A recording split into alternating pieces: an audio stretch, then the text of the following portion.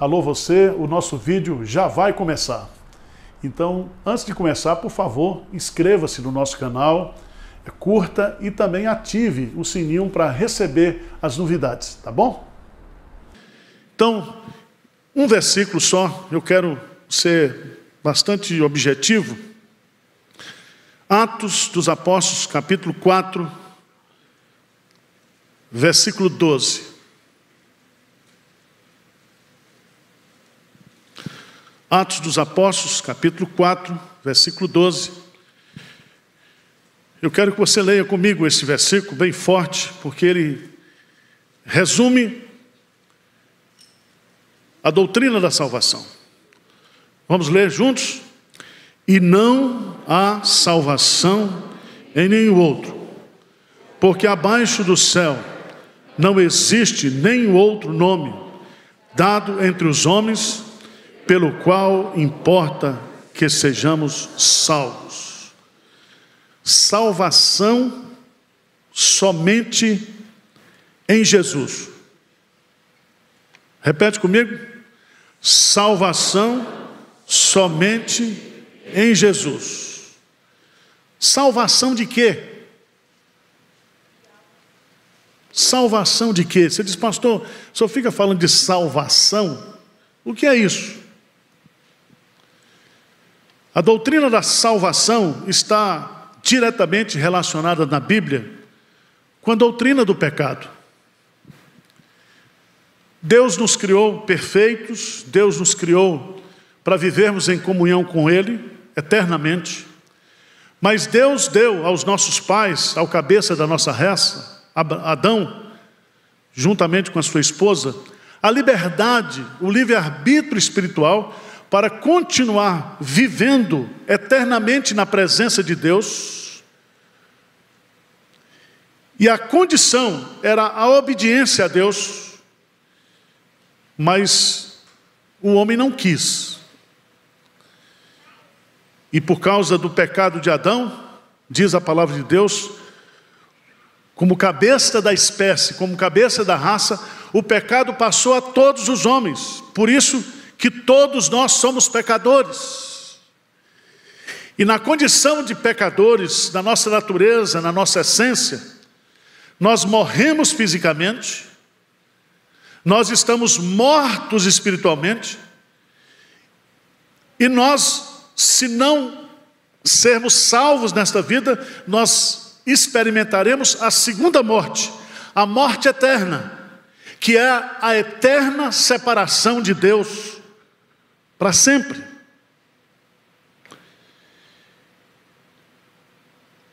Eu não sei se eu estou sendo claro com você. Objetivo. E aqui nós temos a essência da doutrina da salvação. A salvação, a possibilidade de reversão dessa minha condição de perdido para ser salvo, só é possível exclusivamente na pessoa de Jesus.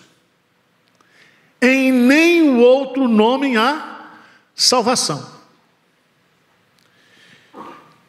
Eu poderia colocar algumas, e vou colocar para você alguns argumentos,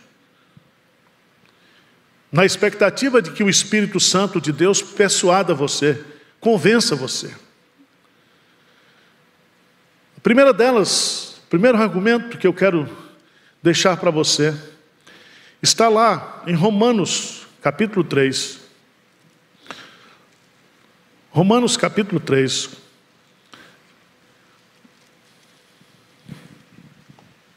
No versículo 23, que diz assim, pois todos pecaram e carecem da glória de Deus. Preste atenção, eu e você, nós somos pecadores, e como pecadores nós carecemos da glória de Deus. O que significa isso? Significa que eu e você, nós somos tão pecadores, a nossa natureza é tão depravada, que na condição de pecadores, nós já estamos condenados pela lei de Deus, Nós todos somos culpados diante de Deus, e nessa condição, nem eu e nem você, e nenhum homem no mundo, exceto Jesus Cristo, poderá nos dar salvação.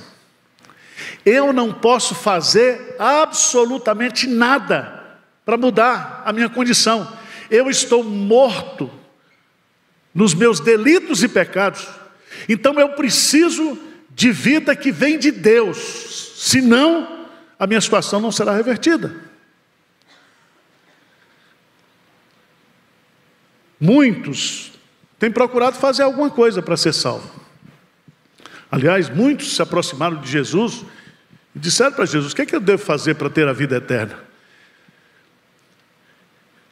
E esse assunto é tão sério que a existência de todas as religiões que existem hoje no mundo, mais de 3.000 religiões catalogadas, todas elas são tentativas do homem chegar até Deus através das suas próprias forças, através do ritualismo, através da moralidade, através do cerimonialismo. Mas, biblicamente falando, nenhum desses caminhos, nenhuma dessas estratégias podem mudar a sua condição espiritual. Em Romanos,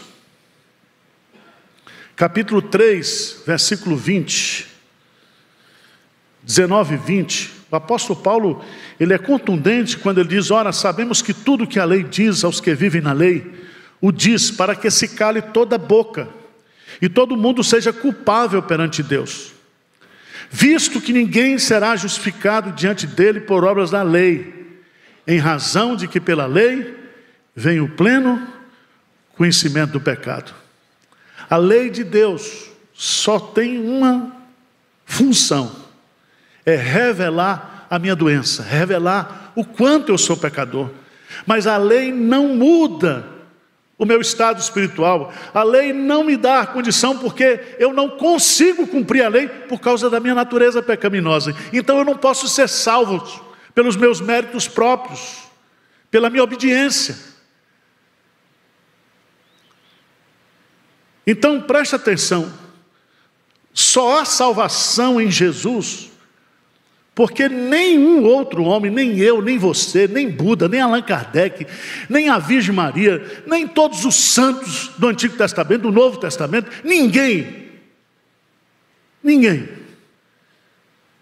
pois todos são pecadores e carecem da glória de Deus. Segunda razão, porque há salvação somente em Jesus. Primeiro, por causa da nossa impotência humana. E essa impotência, ela é reflexo da minha condição, da minha natureza pecaminosa. Segundo lugar, porque Jesus Cristo, ele foi escolhido por Deus para ser o nosso Salvador. Presta atenção que todas as religiões que existem no mundo são tentativas do homem chegar até Deus. E Mackay, um grande teólogo, ele diz: não existe caminho do homem para Deus, somente de Deus para o homem. Então Deus, vendo a nossa impotência, a nossa incapacidade, tendo compaixão pelo muito que Ele nos ama, de tal maneira, Ele então resolve mandar o seu Filho unigênito para morrer, para ressuscitar e para pagar o preço da nossa redenção. E aí eu quero dizer para você que Jesus, ele é singular. Por isso, somente Ele pode ser o nosso Salvador. Por isso que só há salvação nele. Sabe por quê? Porque Jesus, Ele era uma única pessoa com duas naturezas. Jesus, ele é verdadeiramente homem e verdadeiramente Deus. Jesus, ele foi concebido pelo Espírito Santo. Ele é o Deus que se fez homem, que se fez carne em Maria. Mas ele não foi gerado por um coito sexual comum. Ele não herdou a natureza pecaminosa do homem. Ele se esvazia. E numa barriga de aluguel da Virgem Maria, ele se desenvolve, ele nasce, ele cresce e ele morre.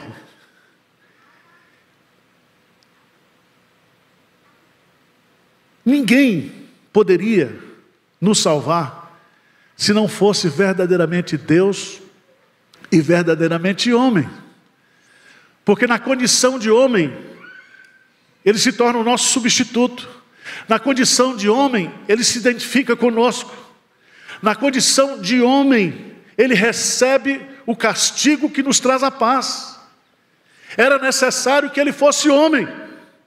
Era necessário que ele morresse. Era necessário que ele recebesse a justiça, a justa ira de Deus, para que os nossos pecados fossem expiados. Ele morreu em nosso lugar. Ele assumiu a nossa natureza humana.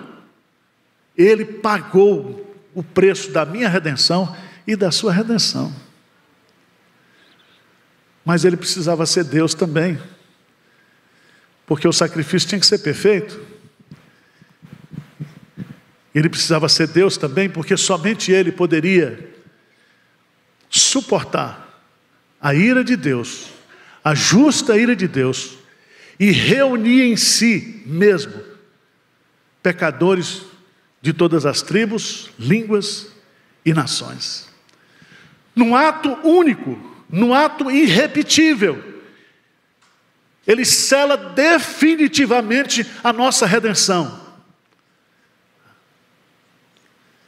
Ele veio para buscar e salvar o que se havia perdido.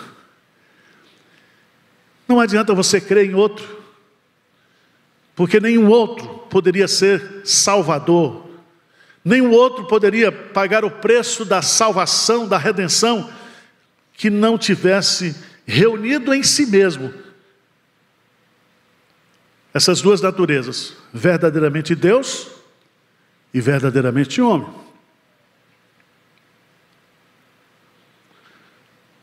Mas em terceiro lugar, e não há salvação em nenhum outro, porque abaixo do céu não existe nem outro nome dado entre os homens, pelo qual importa que sejamos salvos. O terceiro argumento é muito simples e lógico. Não tem outra opção. Não tem.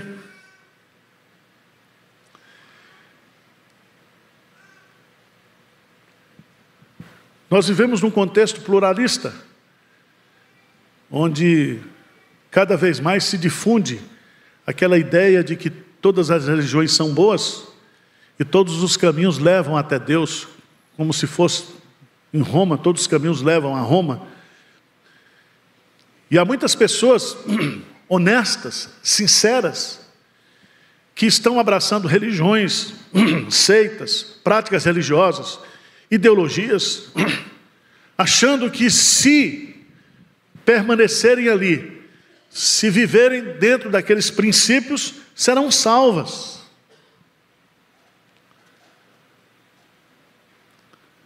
Mas não existe essa possibilidade. E não há salvação em nenhum outro. Paulo chega a dizer, porque há um só Deus e um só mediador entre Deus e os homens, Jesus Cristo, o homem. E ele pagou o preço do nosso resgate, da nossa salvação. Eu queria que você entendesse isso. Está lá em Isaías capítulo 53.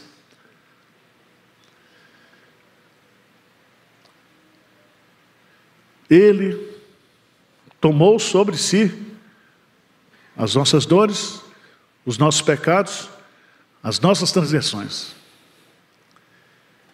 o castigo que nos traz a paz foi colocado sobre ele.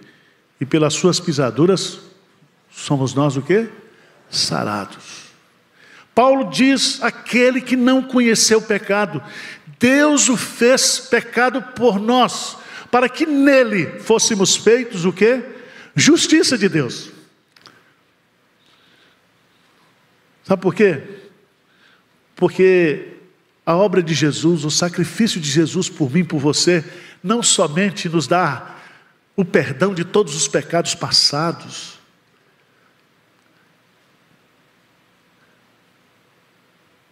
o sacrifício de Jesus não somente suspende todas as condenações, todas as culpas que existem no tribunal divino contra mim e contra você.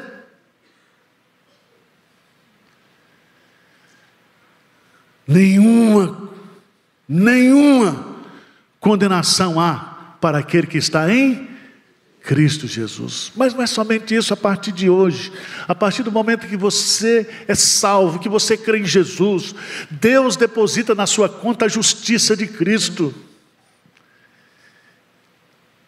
e você jamais poderá perder a sua salvação, independentemente dos pecados que você cometer até o final da sua vida. A salvação é completa, a salvação é total, a salvação é perfeita.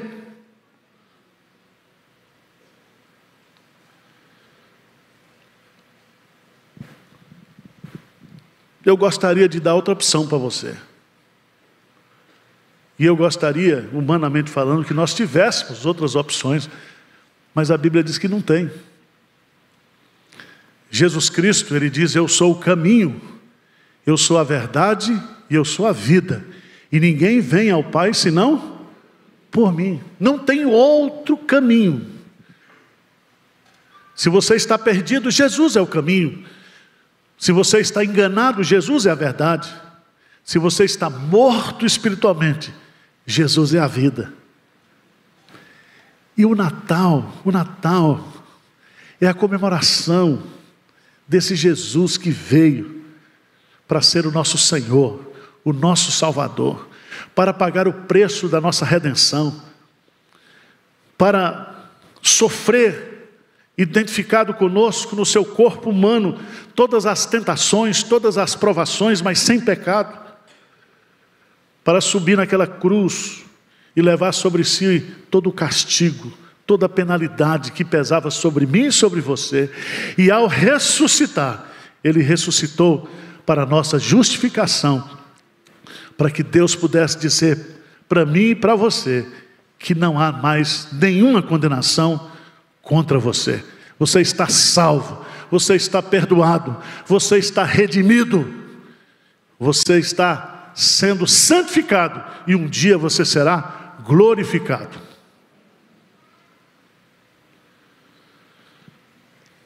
Não há salvação em nenhum outro, porque abaixo do céu não existe nenhum outro nome dado entre os homens pelo qual importa que sejamos salvos.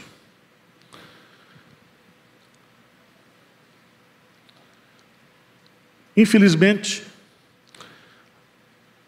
abaixo do céu significa o tempo da nossa vida, o tempo da nossa existência.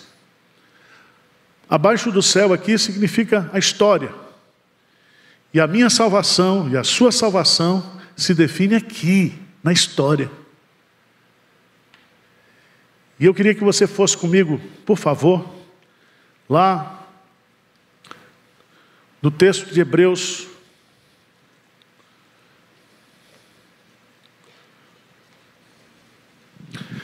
capítulo 9, versículo 27. Hebreus, capítulo 9, versículo 27.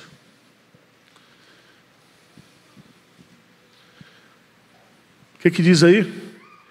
E assim como aos homens está ordenado morrerem uma só vez, vindo depois disto o juízo, assim também Cristo, tendo se oferecido uma vez para sempre, para tirar os pecados de muitos, aparecerá a segunda vez, sem pecado, aos que o aguardam para a salvação. Preste atenção que todos que estão aqui nesta manhã, todos que estão nos assistindo, já está ordenado você morrer uma só vez. Você tem um prazo de validade aqui nessa vida. Você nasceu, os seus dias estão contados e vai chegar a sua hora. Eu não estou com pressa, você pode ir na minha frente. Todos nós estamos nessa fila. Todos nós. Porque está o quê? Ordenado. Não é uma possibilidade, não é uma... Está ordenado. Morrer uma só vez. Significa que não existe reencarnação. Não tem segunda chance. Quando eu e você, nós morrermos, segue-se o juízo. Significa que automaticamente você sai com o passaporte carimbado, ou para o céu, ou para o inferno, ou para a presença de Deus, ou para a eterna separação de Deus. E não tem mais retorno. Isso é tão sério, isso é tão certo, que o autor aos Hebreus coloca aqui. Compara isso, a primeira vinda de Cristo e a sua segunda vinda. É certo, já está determinado, já está estabelecido. E aí, eu queria que você fosse comigo lá no Evangelho de João, capítulo 3. Evangelho de João, capítulo 3. Vamos ficar de pé.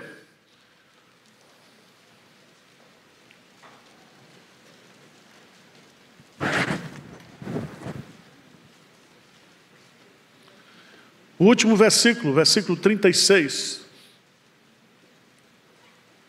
João 3, 36. Diz assim, vamos lá? Por isso, quem crer no Filho tem a vida eterna. O que toda a vida se mantém rebelde contra o Filho, não verá a vida. Mas sobre ele... Está claro para você? Está claro para você? Quem crê no Filho tem a vida eterna.